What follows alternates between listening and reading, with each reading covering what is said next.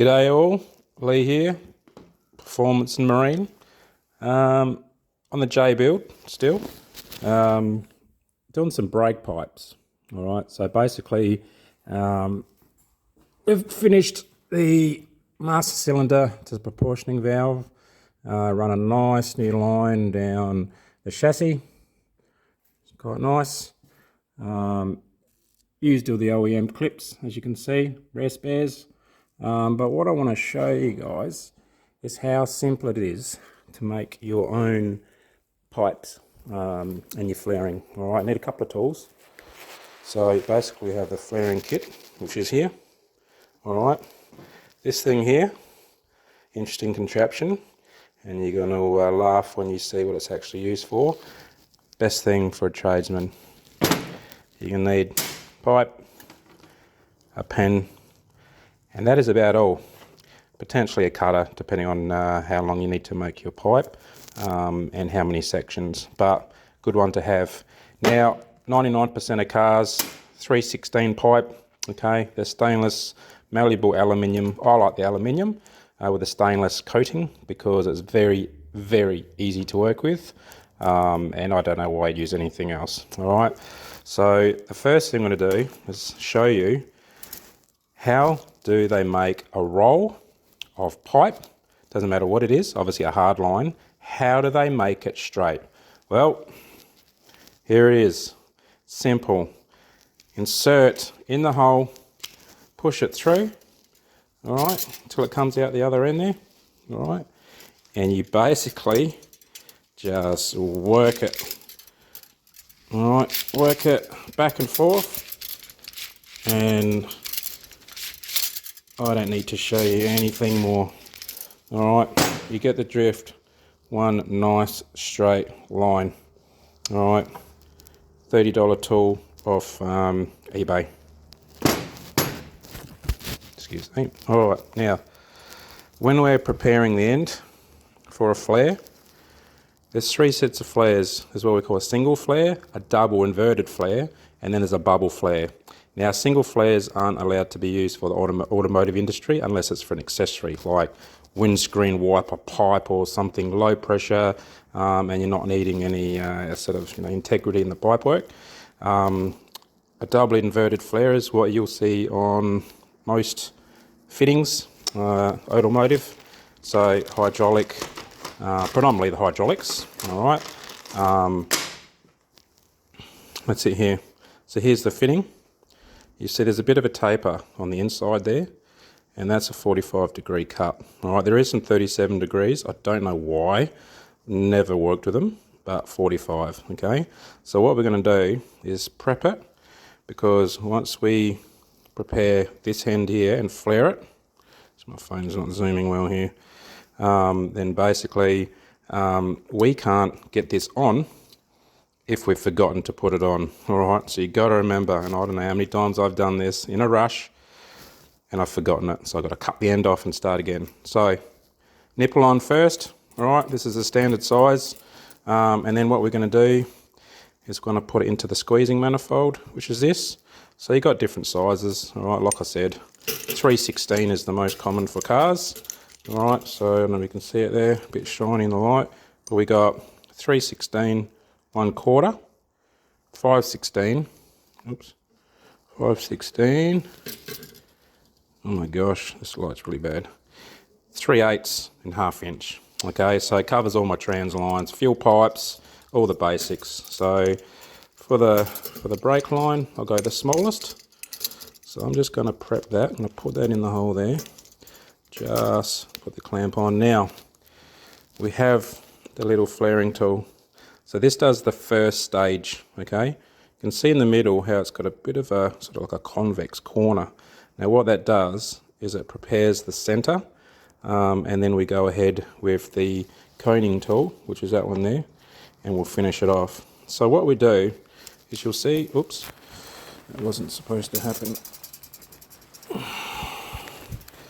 You'll see that that's got a step on it. You see the step? So what we need to do is when we put it in the tool, we're going to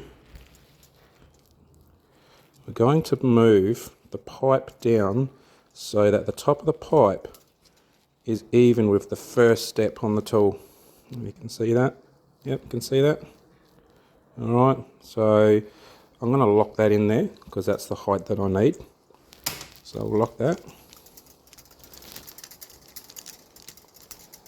Like so. Tighten this end. And then we really need to squeeze it hard so that it locks in. Here we go. Alright, so prepped. You can see that's in there. Alright, now if you've cut it, I just get a file, alright, just a standard metal file, and just give it a bit of a clean up. Like that. All good. Alright, and then I'll get a drill bit. Alright, get a drill bit and just clean out the end. Alright, so I'm just going to clean the end out a bit. Alright, and that's that. Okay, next, simple. Going to put the tooling in the hole. Then we're going to get a coning jig.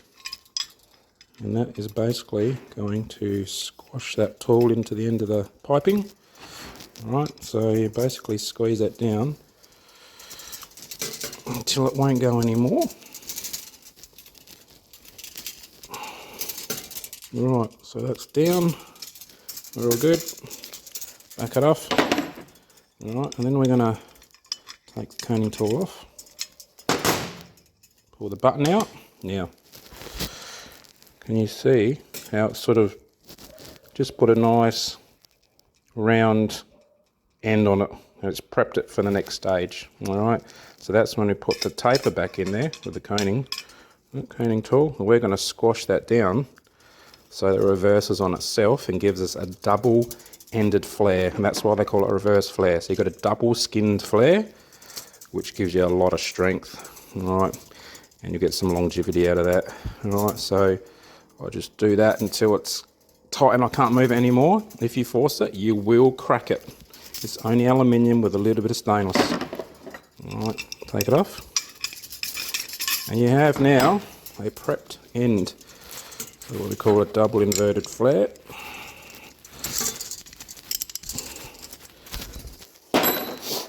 Now I must add, the cheaper tools you buy, the least time they last. Okay, you see that? It's my phone zooming in there. Yep. There we go. Can you see that? That's what we call an inverted flare. Perfect. Alright, so now we'll move the fitting up. Alright, see that? It's got a 45 degree. Perfect. That is a perfect fitting. Alright, so what that's going to do now is I'm going to join that up into the joiner there that I've put in the chassis, because I wanted two pieces. So if I squash or damage the rear pipe somehow, basically I can just replace the rear section because I've got a joiner here instead of having to front to back. Alright, so that will go in there, and then I'm going to make a nice new line up to the flex pipe, which will go, whoops, there. So we call a body to diff flex hose. Alright, so what I'll do is I'll make it, fit it, and I'll come back to you. Welcome back all. Well, I've done the second piece. So you'll see in there, the join, we've run it really nicely inside the chassis there. Bent it, it's not rubbing anywhere. We've used an OEM fastener, which you'll see there, a little clip, okay. Really nicely. Now I've come up around the inside, the original body clamp, so I'm going to put a little bit of rubber in there just to stop it from rubbing. We've come across along that little bump there, so we've cleared that. We've got a little bend and another flare at the end. Alright, so that's there ready to connect to the flex pipe when it comes in from Rare Spares. Okay, so that supplies the brake fluid to a T-piece at the diff, and then it'll distribute to the right wheel and then over to the left wheel. Now I've got to make new brake pipes to go from the T-piece over to the disc brakes, calipers, because I'm converting it from drum to disc. Okay, so I'll send a couple of photos a bit later. So there you go. Any questions, put in the little links down the bottom there, and I'm happy to answer any calls or questions, where I get my tools from, anything at all. I'm here to help. We need to grow the mechanical industry. We need some more skills out there. People get a bit scared to do things, and I'll tell you what, you really shouldn't. All right, this is all very achievable by yourself. All right. Good night, all. We'll talk soon. Cheerio. G'day all, Lee here, Performance and Marine. On the J build still, doing some brake pipes. All right, so basically we've finished the master cylinder to the proportioning valve, run a nice new line down the chassis. It's quite nice. Used all the OEM clips, as you can see, rare spares.